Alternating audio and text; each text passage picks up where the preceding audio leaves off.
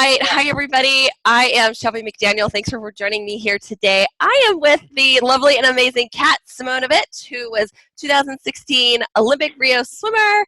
She is also an amazing client of mine who has been through my Diet Freedom program, and we thought we'd get together here on a Saturday morning and just chit-chat and kind of share her story a little bit. So everybody say hi to Kat. Kat, say hello to everybody. Hey guys, what's up? Thanks for having me, Shelby. You're welcome. All right, so as I kind of prepped Kat here, I've had some questions for her, but she doesn't know what questions I have. So I guess, Kat, first what I'll begin with is, what were your goals kind of coming into the program? What were the biggest things that you were struggling with in terms of your eating habits? I know we're kind of going back now, right? Like more than 12 weeks ago. So I'll let you take it from here. So I originally reached out to Shelby, for those of you, watching. I reached out to Shelby with, hitting the bottom of the barrel, right? Like being an athlete, I've had multiple diets. I've had crazy, nutrition classes. I knew about nutrition. It wasn't, how much do I need to eat carb-wise? How much do I need to eat calorie-wise? Am I doing the right thing? It wasn't really about the science side of nutrition. I had those resources for many years in my life.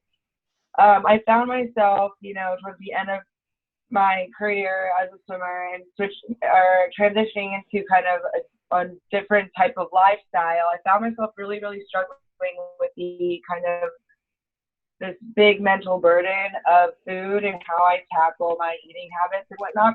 And, where I was at the beginning of this program was someone who, again, was just lost, was really self-critical, somebody who anytime, food was present or I was approaching a mealtime or even at the point where I felt things like hunger or cravings, I almost started to dread them because it came across my table as like this very, intense thing and this very intimidating aspect that I was still at loss and I didn't even know how to approach it. So to me, I was just at this point where, okay, it's time to seek help.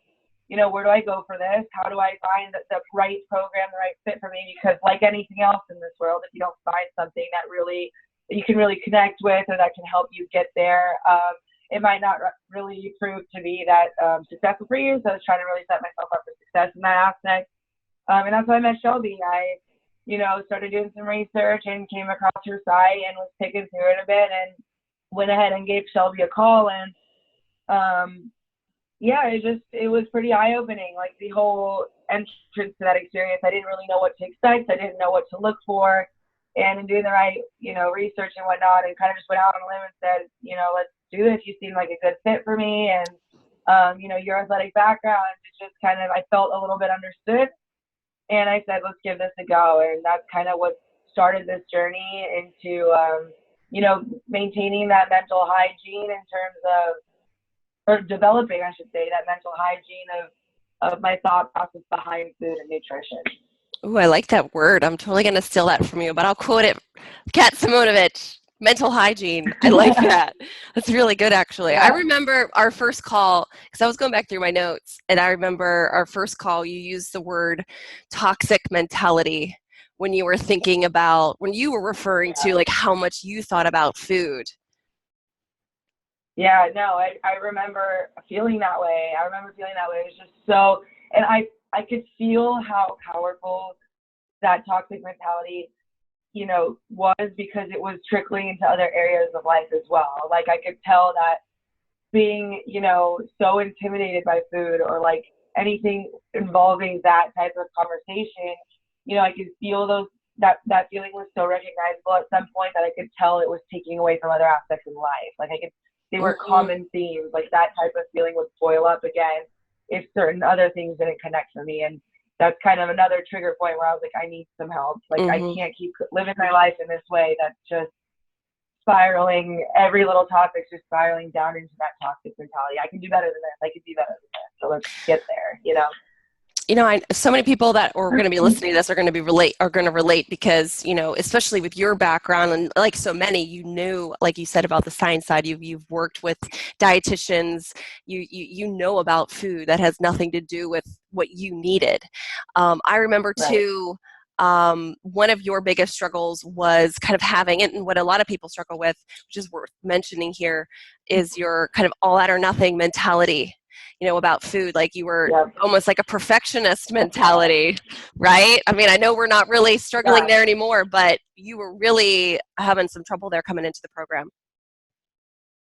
Yeah, I know. And I think part of that was being an athlete, Yeah. like it's a rigid mentality, especially when you get to world-class level or even not, maybe some people who, it's that expectation of oneself and trying to get to a goal.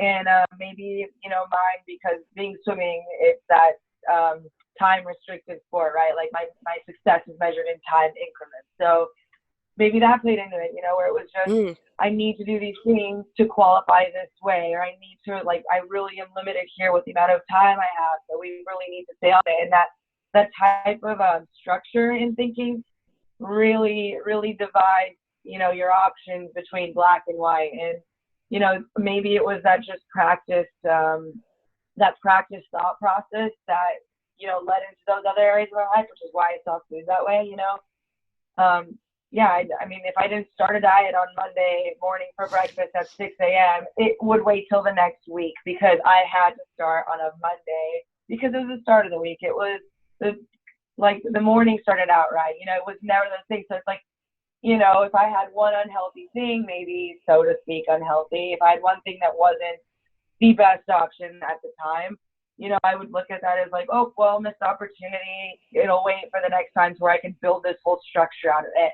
And now reflecting back, it's like, I don't even know how I did that. It was so exhausting, so exhausting. So, but yeah, and it was like anything, like it was from, again, starting on that Monday to, it was looking at your plate when someone served you, or like you went to a restaurant and if it wasn't all very clean, healthy vegetables or like clean food, then it was perceived unhealthy. Like, you know what I mean? Like, not only was the structure of how I did it black and white, it was what I was doing that was black and white. And Yeah. as soon as you start to like really dissect that mentality for myself, everything was so extreme. And like those extremities lead to such an exhausting lifestyle, I say, because, it's like this constant, like, groundbreaking decision of like, am I going to do this massive thing or am I going to do the other massive thing? And once I choose it, I'm like married to it almost, like it's just not the right way. But yeah, and that was another thing too. On our first phone call, you mentioned,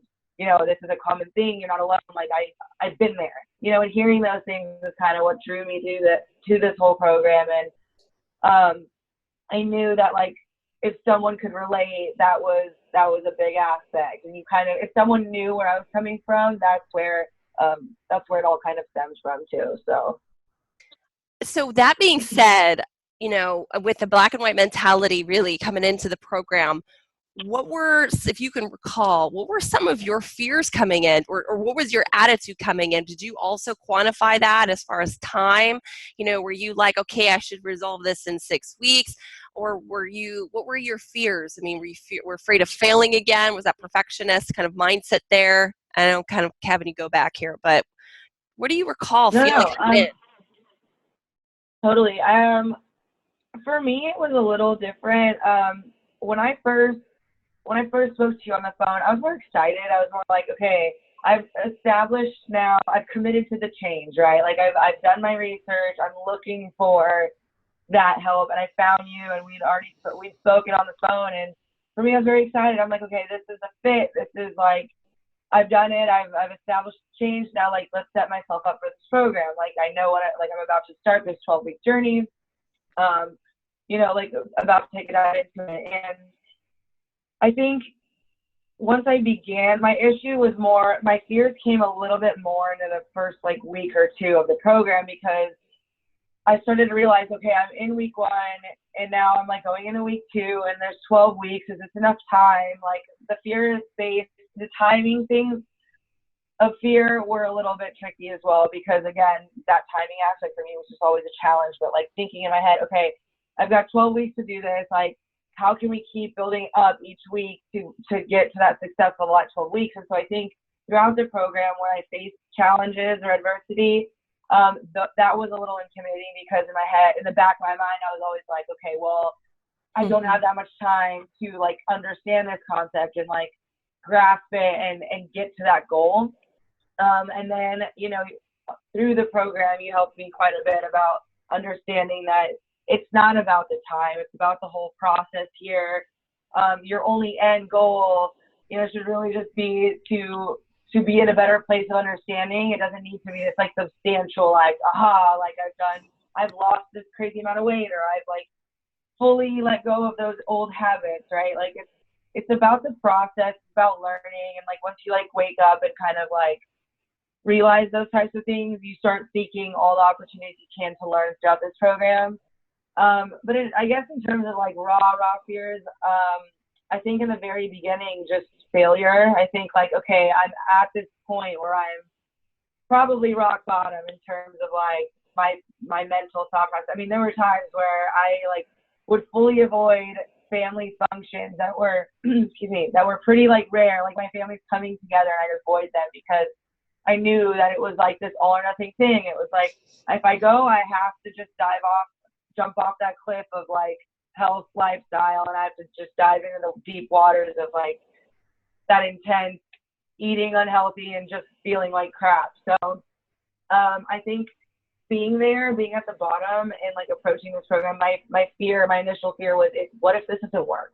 If this doesn't work for me, then like, where do I go from here? Because I'm literally, you know, reaching out any way I know how. So I think that was just the biggest one for me. Yeah, and I think that's usually one of the biggest when people come in is, well, I mean, why wouldn't you have that fear?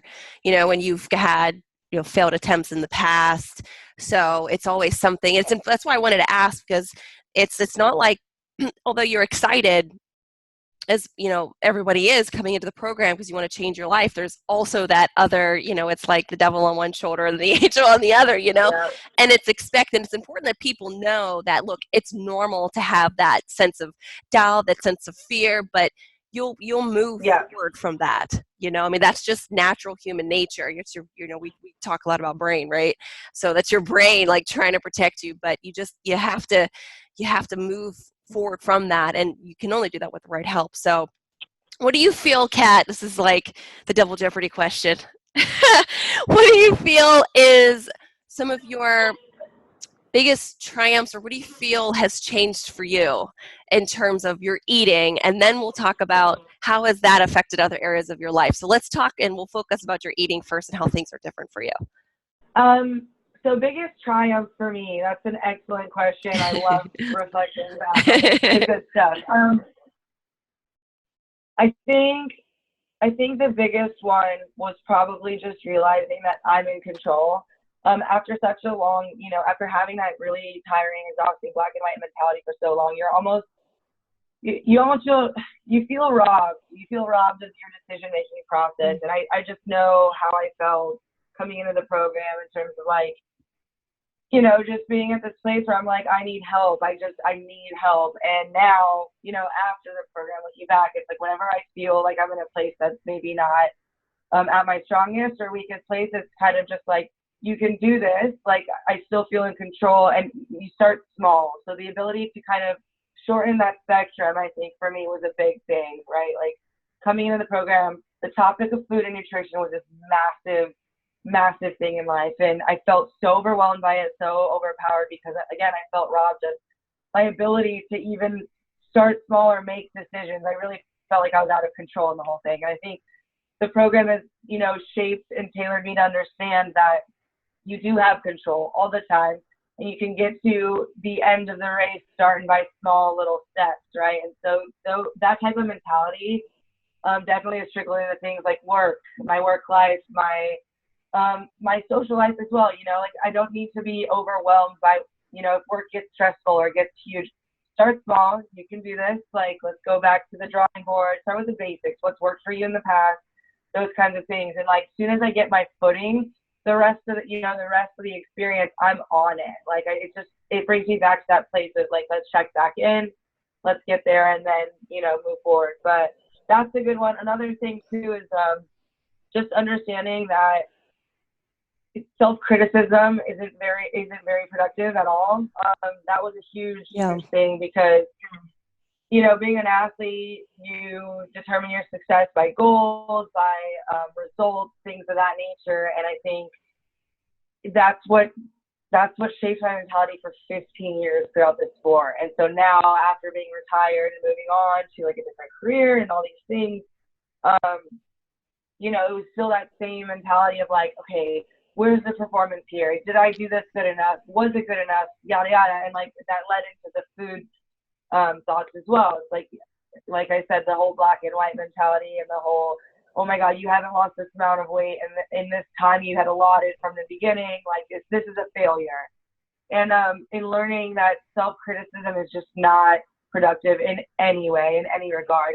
If you're that rigid in your mentality, it doesn't help you get to your goals. It just helps you be more aware how you didn't get to them. And learning that through you and learning that through your program has just been insane in how it's helped in my lifestyle. And especially food. Like if there's nothing else I took away from the program, that's the one thing that resonates with me daily. Like if I come across something that's maybe like not the healthiest decision or not the most fruitful choice on my plate that day, I learn how to enjoy it because, again, self-criticism doesn't get me anywhere. And so it's that recognition of like, hey, and also too, like not being self-critical, it's helped me see opportunities in other ways. It's like Totally. if I spend way less time being this person who's, oh my God, you did the wrong thing. And now I start thinking in a way of like, okay, well, yeah, you made this decision. How can we balance it out by choosing something that's a little better for you? And in switching that mindset, I am now like realizing and seeing more opportunities to do the right thing. And in seeing those things, it kind of opens an entire new door when you kind of look at all your options, and then it really removes that black and white mentality starts to fade behind you. It really does. Absolutely. And so because you had, the very restrictive, or if you weren't restrictive, then you were overeating, emotional eating, or binge eating. So sounds like the self-criticism and mixed with the perfectionism, I think they're all obviously intricately linked, really helped you not be able to see the gray area in between, which is gray is, between the black and the white, right? So you've definitely, it's been really really exciting to see you over this course of time be able to find that gray area. And that's the area that most people they've never explored. That's a very scary, it's an unfamiliar territory, but that's where you need to be, because that's really where you're listening, you're tuning in, it's like you're on the hilltop, you've got the best perspective over everything, you get the advantage Yeah, point, so to speak. absolutely. No, and I think that gray area it's like the better place almost, The like better it really world, is. right? Because, yeah, it's like in everything too. It's like it's just a better understanding. It's a mature place to be. I've like seen myself grow, not only through the program in terms of how to tackle this thing I was struggling with, but also learn how to grow as an individual, as somebody who's, respectful of the places that people are, because not everyone's in the same place, and realizing Right. that the whole black and white thing is just, it's not the real way of existence. It's not anything, it's just you like fighting your own self is all the whole Totally. black and white world is. It's just you one-on-one, you fighting yourself. And that gray area, it's everything in my life has seen a better kind of lens flare because of it. So That's awesome. I love that. And you're absolutely right. It's an uphill battle. I mean, when you have the black and white, it's like there is no winning. It's just yeah. like a matter of, well, what kind of fight is on this day versus that day, but there's always a fight. There's always a fight. It's interesting. What advice do you have for other people that are struggling? And again, like you said, everybody struggles in different ways. Many people are a mix of Sure. that, the black and white, right? They have the restrictive eating. If they're not restrictively eating, then they're overeating, or they're emotional eating, or they're binging. And that's like one of the two. So, and some people though, they're primarily binging, and some people I have that are just primarily restricting. So regardless of what struggles, specific struggles people have with food and body image, right, and weight, what advice do you feel like now that you've begun this journey of self-care, right? And that's really what this is. This is where I was trying to remember my question, but this really is a journey of self-care, of self-development. And you cannot, there's nothing that can stop this process from affecting other areas of your life, because your relationship with food affects your relationship, with life, and how Yeah. the food is just a conversation piece. And so many people like yourself, I have people in their 60s that I'm working with, 50, I mean, all age groups. And no matter what, there's always a piece of you that gets rediscovered. And for you, I know that was something that you've gone through, and you're still going through in a good way, right? At first, it was a little bit of a struggle because you were trying to kind of get some footing on solid ground. So, but for many, not just yourself, you can't escape the fact that something you're going to evolve, and it's nothing to be scared of. It's a very, very rewarding process. Any thoughts on that? So to address the first question about just advice, I think for me, what helped was learning that I wasn't alone. Again, just being in this place where you really dig yourself into this deep hole, so to speak, and you Yeah. feel like you're in this place that really you're so down that you don't even know how to begin going up, kind of thing. And I think just knowing that it is so common, like Yeah. every thought, I promise you, every thought you've had, there are many people who've had it, and they are in this program. They are taught by the person who's running the program. Like, you are not alone. And just knowing that everyone's journey is different. You're right, Shelby. Everyone has this different road of how they get to where they want to be, or that gray area place, or whatever it's called. But and that's what defined mine, was finding that middle ground. But it's not for everyone. Everyone has their own thing that they kind of leave as an epiphany, or like their lesson learned. And I just think, yeah, in terms of advice, to take the job, like, you owe it to yourself. You owe it to yourself. Because I went back and forth. Do I really want to do this? Can I do this on my own? Can I pick up books at the library and teach myself this kind of thing? Can I, talk to some people? And after a lot of like back and forth and contemplating, I took the leap and I said, listen, like, I owe it to myself here. It's an investment in yourself. It has nothing to do with the timing of the program or how much it costs or yada yada. Like, I'm not even like selling it to you. I'm telling you my own experience. It's like, I took the leap and it was the best thing I've done since I retired from my sport. Like, hands down. It's just one of those things that, looking back at it now, I'm like, had I not done that, I don't know what material in the world out there could teach me what I learned here. And I'm sure there is. I'm sure, with time I could learn said things and eventually get there. But like, it's about sifting through the right material, and are you in the right headspace to perceive what you're learning and pick up on that knowledge? Like, it's Right. very individualized. I think for journeys such as this one, you don't really want it to be individualized. Like, I think having that support behind you and have people who can relate to you and share their experience alongside yours is something that was a little bit off-putting to me in the beginning, but now I'm like, I don't know how else I could have done it. Like, hearing other people's stories and their journeys and their struggles really puts into perspective the battles you're facing, and it helps you, like, you have people next to you doing the same kind of thing, and they're rooting for you. Everyone's rooting for you. So biggest piece of advice is take the leap, invest in yourself, do it, because you owe it to yourself to be in a better place. If I spoke to myself, prior to doing this research and committing to this, the me now would be like, do it, just do it. So I think regardless of where you're at, even if you're baby steps, further than you were when you started, you've come somewhere. You've taken a step, you've started that journey, and I think that self-development journey is such a powerful thing. Like, I have goosebumps saying it, because it's like, it's about learning things. It's about learning yourself. It's about accountability. Like, you came here with a reason. You came here with some type of goal in mind, or some type of, initiative to do something in your life for yourself. And I think that type of mentality, and again, that type of intention going into this, so to speak, really sets you up for something special in life, whether it's food related, whether it's something else, other areas. It's like, when you start something start a journey with some intention at the beginning. That developmental journey has to be a space for you to grow in some regard. And it's such a special thing. Looking back now, where I was at beginning of week 12 or beginning of the program to week 12 here, it's like that journey, I've come a long way, and it's like something I'm Yes, you super have. proud of. And like the best part of it is to say that I'm proud of the journey, and I'm not even reflecting of like where I am as a like goal or thing at the end of it. You know what I mean? Like, I'm not sitting here at the end of week 12 saying like I've accomplished X, Y, and Z tangibly, like tangible form of Mm-hmm. anything.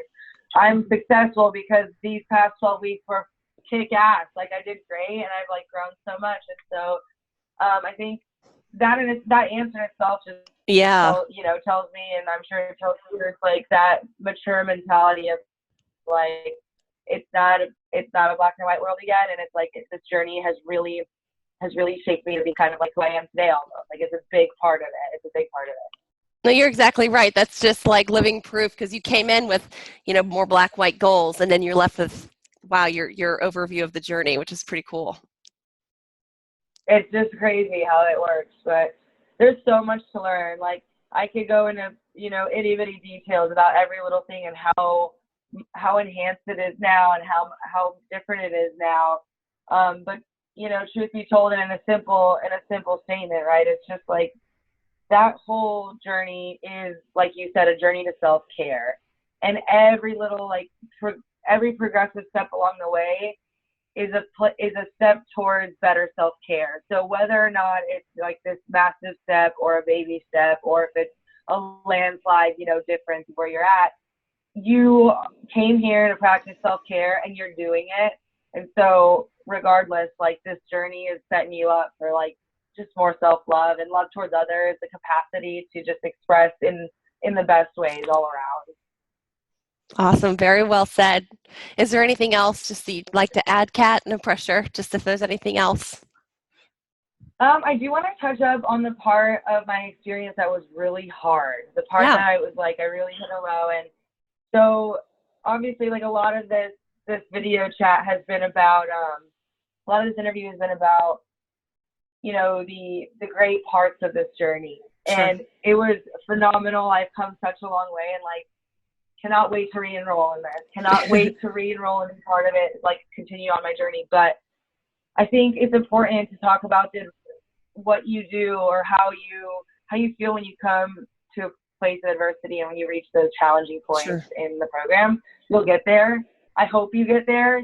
Shelby hopes you get there. Like, it's part of the growth process. And I just remember, being in this spot where I was just like, I feel like things were clicking, and now I'm questioning things again. And I'm just like, the self-doubt started to trickle in, and all these that toxic mentality started to kind of boil up again. And it was just like, have I made the right decision? We're halfway through the program. I thought I was over certain things that clearly I'm still not. And it's just about that, okay, you've learned this much. Here you are, midpoint, or wherever you are in this journey, and this is how much is ahead of you. And that intimidating factor starts playing a role again. And I think it was definitely about just like learning, okay, we can do this. Like, we've already established that intention. We've created that like initial that initiative to change and stuff. And I think, yeah, speaking on behalf of like that rough patch, like, it's important because I taught myself how to overcome it and not feel overwhelmed. And it was part of the whole growth. Yeah. And I think, touching on that, just being, it's tough. It's going to be tough. It should be tough because you've got some things to work through if you're here. If you're here and you're trying to get to that place of like self-care and take that journey, you've got some things to work through, my friend, and like, welcome, like, that's part of Yeah. it, and I'm really glad that I stuck through it, and I'm glad that I experienced that. I'm glad that I had to sit down and say, okay, what's going on here. But it's about refining that mentality, and it's about teaching yourself, okay, it's habit. We're learning new habits now, and that kind of epiphany of realizing, okay, I had a really big hardship throughout these 12 weeks, and I overcame it and taught myself that you could just kind of recreate different habits, so to speak. it was such a powerful learning experience because now I can use that for, again, other areas in life. When I feel like, hey, I thought I had more control over this thing, turns out I had some more work to do, instead of just collapsing to that mentality and saying, oh, I'm defeated, like I'm not where I thought I was, self-doubt, cue, self-conscious like thoughts and negative thoughts, and learning that that's not really the case, that you're still in control, was like probably the highlight for me of the program. And it's really cool to say that. It's cool to reflect back on the program and say, my biggest place of success was also the biggest struggle, and probably the biggest, hardship throughout the thing. So yeah, I guess that's my last piece to add, is just like, it's gonna be tough, but it's so important for you. It's like you need it. You need it to be tough. No, I'm glad that you brought that up. I actually meant to bring that up earlier, so thank you for doing that. But you're right. I mean, that was your big breakthrough, so to speak. And, and we had talked about that. Sometimes your lowest points are usually your biggest times of growth. Because you're just broken down. But for you, it was vital. And I think without that, and without anybody going through that kind of adversity, you can't let go of some of the baggage. That really forced you to come to terms with a couple things. And I'm glad that you went through that. So anybody that's listening, everybody comes up against some sort of resistance, adversity, something that really challenges them. And like you said, Kat, you have to do that. But, it's a journey, and the obstacle becomes your path, and that was your path. You had to confront some of those more very overwhelming thoughts that were really quieting, but then all of a sudden they were just going off like bells and whistles again, and like that was it, like we threw a grenade on them and we're moving forward. So it was really, really important for you, and I'm glad that you went through it. I'm glad that you talked about it, but it's really, isn't it so cool to like look back and think, wow, my lowest point was the best point for me in this program. Yeah. And I guess the one last thing too is like if you find yourself here, and like looking at, again, do I take this leap or not? Do I invest in myself or do I not? I remember reflecting too, like the concept of 12 weeks, right? Or the concept of program. Listen to those words, but take them with a grain of salt, because they're not what this is about. It's not about the 12 weeks. It's not even about a program. It's about having a conversation that's going to teach you something. It's about having a conversation that's going to open you up to something, and open that discussion of like, how do we break this down for myself? Think of it that way. Because I remember in doing the research, obviously you come across different mediums of like starting this journey, and they all kind of talk about these weeks and these are your tools, yada yada. But like all of that aside, it's like, when looking at this, deciding whether or not this is right for you, understand that it's more about having the conversation and really opening yourself up to find those pockets in your life that you can fill that are empty, like really learning how to shape this, or how can we do this? Like, how can we learn this? And everyone's thing is different. So that's why I don't love the word program, because it's tailored to everyone individually. So it's really about, it's a journey thing, like we said. So I don't know. That's just food for thought kind of thing. And you deserve this. I deserve this. You deserve this. Like, rock it's the on. best thing I've done in my life. So thank you. That's great. I love that. And maybe I should consider changing the name. We won't call it a program. We'll call it, the 12-week Dive Freedom Journey, or we'll figure it out. But you're absolutely right. I mean, it's not a program. I mean, we have to have some sort of timeline for, enrollment purposes. But by no means does it end, 12 weeks, everything is, that's it.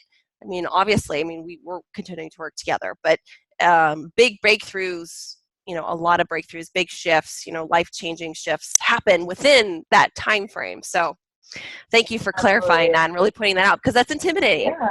That alone, you're right. I mean, when people hear the word program, they're so used to hearing program after program after program after program, and it goes right in with that mold of some of the things that they've done in the past. So it's a really good point. It's a really good point. Well, Yeah, Miss Kat, you've been so very helpful, and it's been great to chat with you today. of I'm so course. sorry for all my coughing in between, too. I've been muting No, myself no throughout, worries. if you haven't seen me. Um, Thank you. Thank you for giving me a chance to voice where how I went through this and voice my entire journey. I think if anyone can relate or even is curious to listen to it, I hope it helps them, right? Like it's just yeah, that's how I started too. It's like hearing out people's stories and stuff. So thank you for giving absolutely. me a chance, and I know that people will probably be grateful, and it was the best thing. So again, Oh, thanks for everything. you're so welcome. I will give me 1 second here. I'll go ahead. I'll pause our recording. This is Shelby Sure. McDaniel and Kat Simonovich. Thank you again, Kat, for your time today, and we'll catch y'all on the flip side.